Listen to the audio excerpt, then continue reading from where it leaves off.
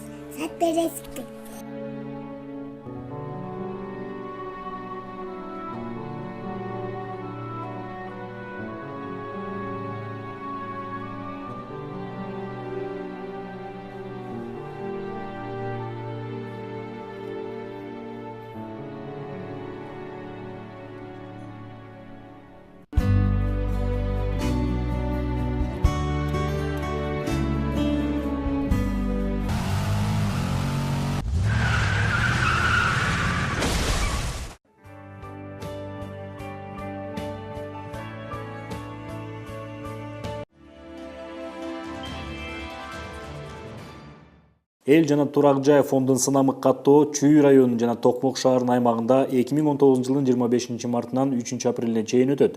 Бул тууралуу биринчи вице-премьер-министр Кубатбек Боронов Кыргыз Республикасында 2020 жылы эл жана турак жай фондун каттоо боюнча республикалык комиссиянын жыйынында билдирди.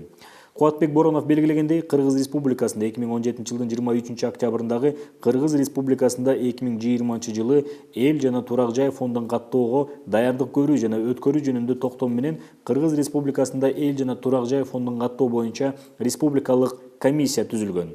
2020 жылы эл жана турак жай фондун каттоо бул жөн эле статистика эмес, бул өтө маанилүү мамлекеттик деңгээлдеги чоң иш-чара. Каттоону ийгиликтүү өткөрүү максатында эл жана турак жай фондун каттоого даярдык көрүү жана өткөрүү боюнча иш-чараларды ишке ашыруу календардык планы иштелип чыккан.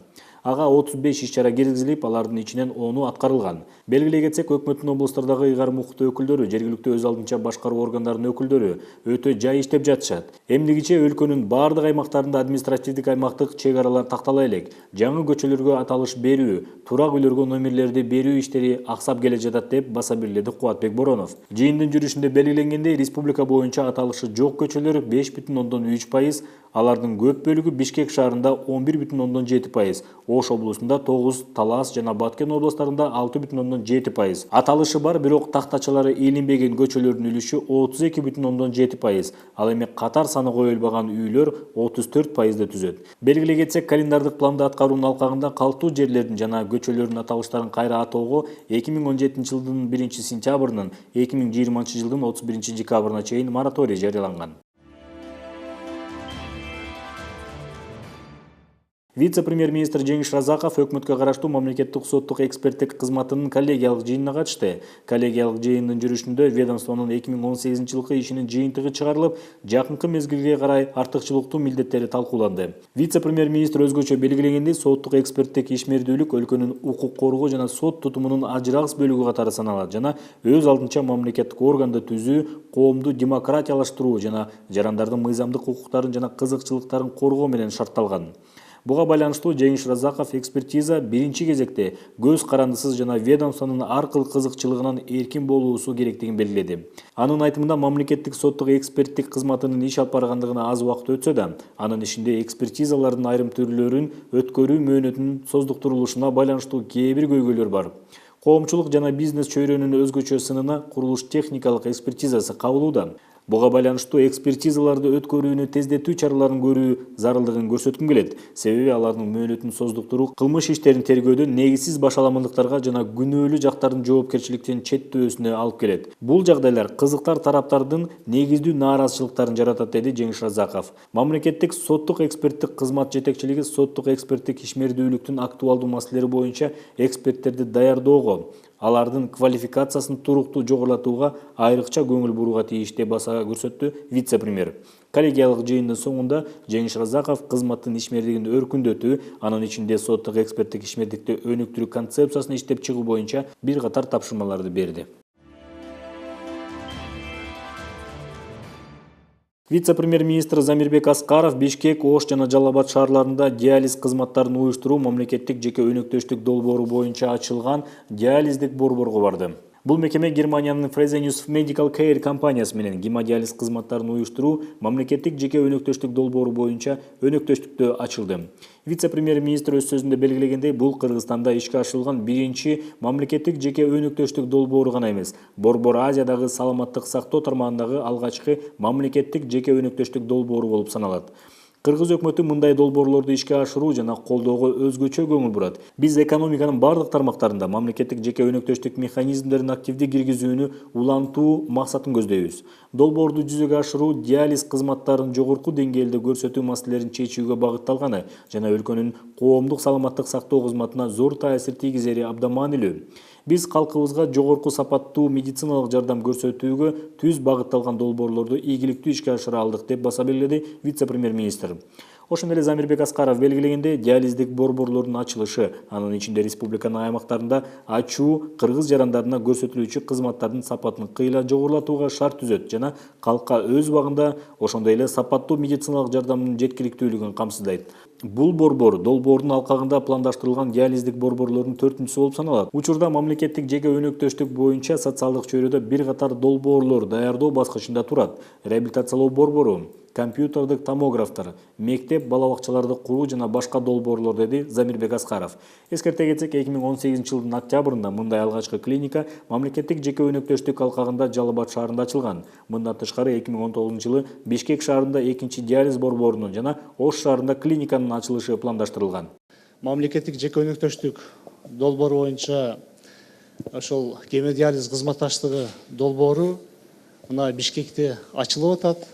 Бүгүнкү күндө өзүңүздөр билесиздер, бул борбор бир эле мамлекеттик жеке өнөктөштүктө Кыргыз Республикасында гана эмес, Орто Азиядагы медицина тармагындагы эң алгачкы долбоор болуп эсептелет. Биз ушул менен сыймыктанабыз. Жалпы долбоор боюнча 4 ушундай биздин гемодиализ борборлорубуз ишке ашырыш керек. Бүгүнкү ачылып аткан долбоорубуз бул экинчи. Биринчи долбоорубуз өткөн жылы октябрь айда Жалал Абад шаарында ачылган. Мына экинчи долбоордун ачылышына турабыз. Үчүнчү жана 4-үнчү долбоорлорубуз март айынын аягына чейин ушул жылы элге тапшырылат. Бул бири Бишкек шаарында экинчи борбор, экинчиси Ош шаарында гемодиализ клиникасы элге тапшырылат. Негизинен биз өзүбүздүн элдерибизге, Кыргыз мамлекетинин жарандарына сапаттуу жана заманбап кызмат медицина тармагында кызмат көрсөтүүгө негизги шарттарды түзүп берип атабыз. Бүгүнкүдөй гемодиализ борборлорунун ачылышы биз үчүн чоң сыймык.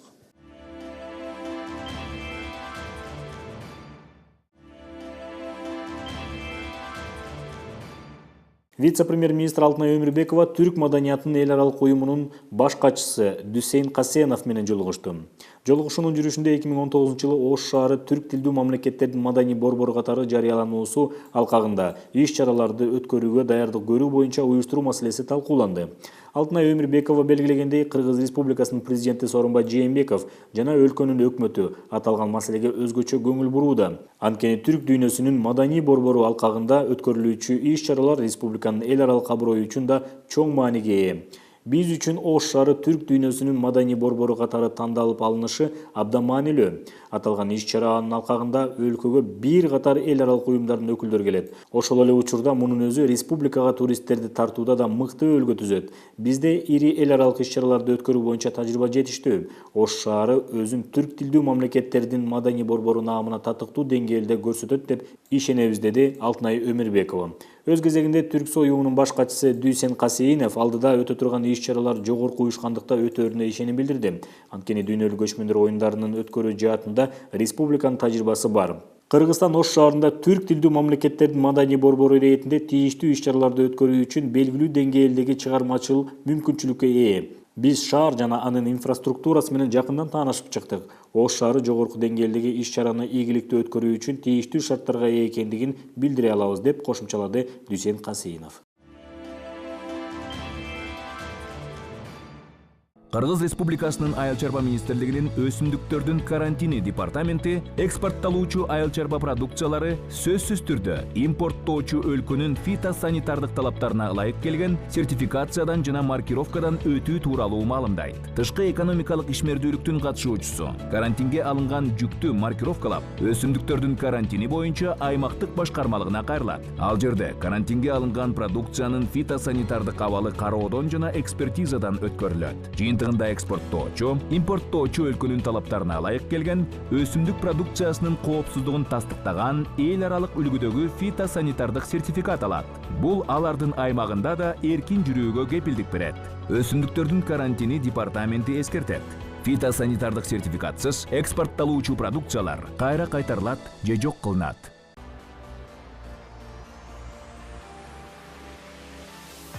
Кыргызстан 2017-жылы дүйнө жүзү боюнча 75 мүчө өлкөдөн турган ачык өкмөт ири демилгеге кошулду. Ачык өкмөттүн алкагында жарандык коомдун жана мамлекеттик органдардын өкүлдөрүнөн турган улуттук форум түзүлдү. Форум биргелешкен иш-аракеттердин негизинде улуттук иш-чаралардын планын иштеп чыкты. Анын максаты өкмөттү өз жарандарына ачык, айкын жана жоопкерчиликтүү мамиле жасоого чакыруу. Жарандык коомдун катышуусу менен өкмөт 18 милдеттенме кабыл алды. Алардын ичинде жарандарды тартуу, маалыматтардын ачыктыгы, жарандардын өкмөт менен бирге иш аракети, финансылык айкындык, жаратылыш ресурстары, мамлекеттик сатып алуулар. Ачык өкмөт бул мамлекеттик мүлктү көзөмөлгө алуу. Мен көтөрүп жаткан демилге бул мамлекеттик мүлктүн тизмесин ачык, айкын көргөзүү. Бул демилге коррупционерлерге мүлктү урдоого жол бербейт жана мамлекеттик жеке ишканаларга ийгиликтүү иштегенге шарт түзөт. Ачык өкмөт мен үчүн эң башкысы элдин бийликке болгон ишеними. Менин демилгем шайлоо процессине катышкан ар бир саясий партиянын, талапкердин шайлоо фондунун ачыктыгын талап кылат. Ар бир шайлоочу талапкер ким тараптан канча суммада акча алгандыгын билиш керек. Экинчи жагы бул мамлекет тарабынан шайлоого бөлүнгөн акча каражаттардын бардыгы кайка кантип коротулгандыгын биздин ар бир кыргызстандык жаран билиш керек. Ачык өкмөт алкагында бюджет боюнча чечим кабыл алуу процессинде жарандык коом катышуусу үчүн биз шарт түзүп беребиз. Бул иш-чаралар региондордо коррупция менен күрөшүүгө мүмкүнчүлүк берет.